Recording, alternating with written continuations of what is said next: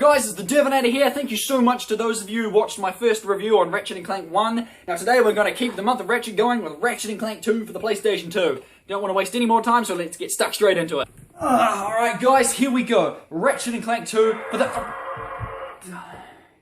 Right, as I was saying, this game right here is the reason I didn't play the original as much as a child. And I mean, what can you expect when you get the first and second Ratchet and Clank games on the same Christmas morning? Yes, when I opened my stocking that Christmas morning and found the first Ratchet and Clank game, I was glad I'd finally be able to play the full game of the demo I'd played over and over again. Yeah, I played the crap out of this. But when I opened my present from Mum and Dad and saw that it was Ratchet and Clank 2, I was so friggin' excited, and there was nothing else that I wanted to do more for the rest of the day than to play this game. Unfortunately for me, the place I was staying at that Christmas didn't have a PlayStation 2, so I was forced to read the cover and the manual back to back, cover to cover, over and over again, hyping myself up for playing this game. But enough of that. Let's find out why I didn't beat the first game until I had played this one at least 3 times.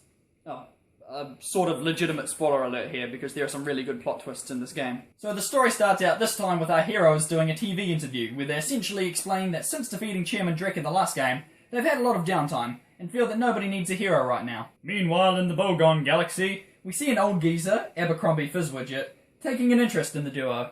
A split second later, and the pair are teleported into a holographic meeting with Mr. Fizzwidget, the chairman of the Mega Corporation, who has a seriously bad case of making up words. He provides some exposition to Ratchet, basically explaining that a genetically engineered experiment has been stolen from a top-secret research facility by a masked enemy simply known as the Thief. Ratchet agrees to help get the experiment back, and Mr. Fizzwidget kits him out with the latest ship, weapons, and armor that Megacorp has to offer. Yes, Megacorp. You see, in this galaxy, Gadgetron hasn't been around for years, so everything's made by the Mega Corporation. So while Ratchet sets off with all his new stuff to rescue the experiment, Clank gets a nice hotel room. Okay... But Ratchet is almost immediately confronted by the Thief, and he escapes with the experiment. We see the Thief employ the help of Thugs for Less, a gang of mercenaries for hire. While Ratchet is off tracking down the Thief, Clank meanwhile, just ignore the creepy stalker bot, Clank gets Clank napped. Ratchet finds out in the weirdest way, and it's off to save his friend. On the way, he encounters the Thugs for Less leader in a helicopter, but takes care of him with ease. Ratchet rescues Clank, and with the pair reunited, it's back to hunting down the Thief. Now by now you've probably noticed that like the last game, in this game you go from planet to planet hunting down the Thief and the experiment, each time finding a new reason to move on to another planet. On your way you'll encounter more fun characters like the sensitive biker guy, a frozen ex-Gadgetron employee, and this old-fashioned robot lady who sells old Gadgetron weapons. If you have saved data from the original Ratchet and Clank on your memory card, any of these weapons you owned in the previous game you can get here for free, which is a pretty awesome feature. You'll also get your old swingshot and grind boots back. Remember how I said you go from planet to planet in your search for the bad guy, each time finding a reason to move on to another one? Well, when they arrive at the next planet they go to, they actually poke fun at the idea. Too late again. We always seem to be a bit late. Why is that? Every now and then between planets, you'll get some exposition on what happened to Captain Quark after the last game, in the form of these behind the hero ads. Eventually, they catch up to the Thief, defeat him, and get the experiment back. The Thief escapes again, and Ratchet and Clank head off to return the experiment to Mr. Fizzwidget, who accidentally wrecks their ship and ejects them into the desert, which leads to one of the best scenes in video game history. It says, in case of emergency, break glass with wrench. Hold on. This one says, use rock to break glass to get wrench to break glass to get rock. Ooh, I love logic puzzles. Let's see. If you break the glass with the... Solved it. The Thief shows up again hoping to get the experiment back, but slips off his ship. Wow, really? And it turns out that the Thief is actually a female Lombax. What a twist! Breaking the future series continuity and somehow magically changing clothes. Fun fact, her voice actress is actually the same as Princess Sally from the only good Sonic the Hedgehog cartoon, and Sora's mother from Kingdom Hearts 1. She gives them some cryptic information about having to find Mr. Fizzwidget, and then flies off, leaving Ratchet and Clank to wonder what just happened. An alien hippie Zen master thing fixes their ship with the power of crystals, and they're back on their adventure. A PE instructor turned maths teacher sends Giant Clank to the moon to face off against the Thugs for Less leader again, this time in a giant mech suit. After beating him, you gain entrance to the Megacorp games. They also find out that the experiment is actually a vicious, ravenous monster and set out to warn Fizzwidget. But he gives them the wrong password to get past the perimeter defenses. It's heavily guarded, so make sure to use the password. Which is, Quarktastic!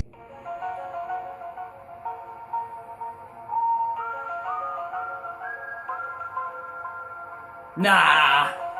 Angela, who you find out is the thief's real name, informs you that Megacorp is actually going to sell the experiment as a proto-pet, and that the thugs for less have been bought out and turned on her. Doesn't this just look like a great pet? So it's a race to find Fizzwidget and warn him of how dangerous the proto-pet really is. But when they finally catch up to him, it turns out to be a robot decoy, and the pair are imprisoned by thugs for less. It's a trap! I assume you have provisions for vegetarians. Of course! Vegan or fruit. Wait a minute! Wait a second, is Clank a vegetarian? And is that Helga? Stalkerbot randomly appears. Creepy. And helps the pair to escape. Hey look, it's the plumber. See you in another year or so.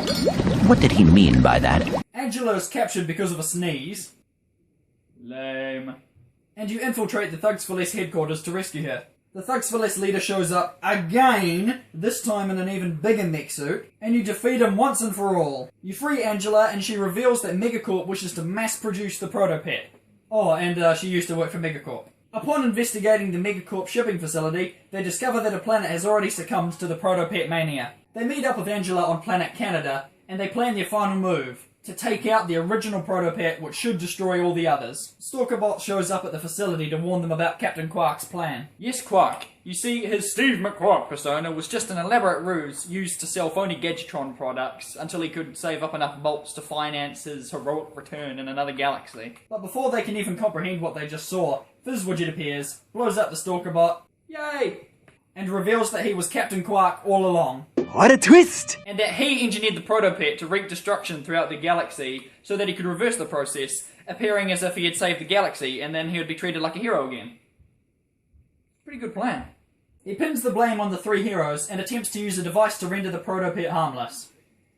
But instead makes a final boss monster that literally eats him. Way to go there, Quark. So you beat another boss that takes a crap ton of ammo, he throws Quark and the device back up, and Angela finds out that the only reason the device doesn't work is because Captain Quark put the batteries in backwards.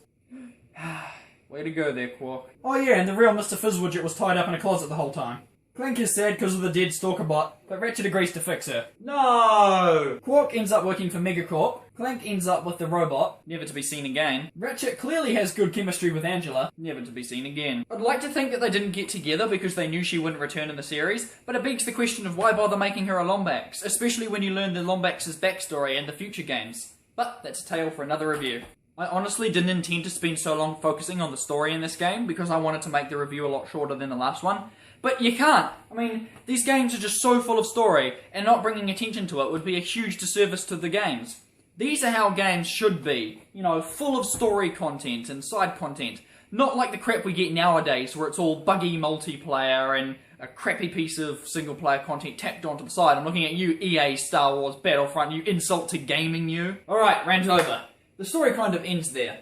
As a whole, I think this game's story is pretty damn good. I mean, just two really good twists, like the good guy turning out to be the bad guy and the bad guy turning out to be the good guy. As for what I was saying before about the two of them going from planet to planet, finding more reasons to move on in your hunt for the villain, you'd expect it to become more boring and repetitive, having done it throughout the first and the second games. But the levels are so well laid out, the gameplay is awesome and fun, and the story keeps on developing, so it's never really an issue, and is in no way considered a negative aspect of these games.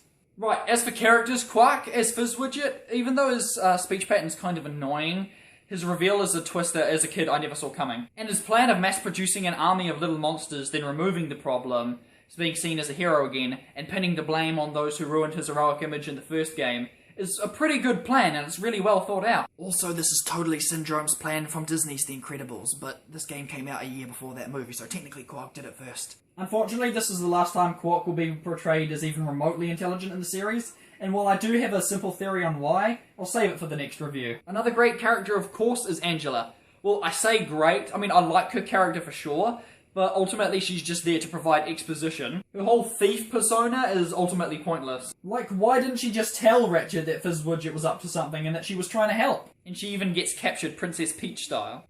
Wait a second, the voice actress for Angela is the same as Princess Sally from Sonic the Hedgehog. Princess Peach is also a princess. They're both princesses. And they both get captured a lot. It's all connected. Nah.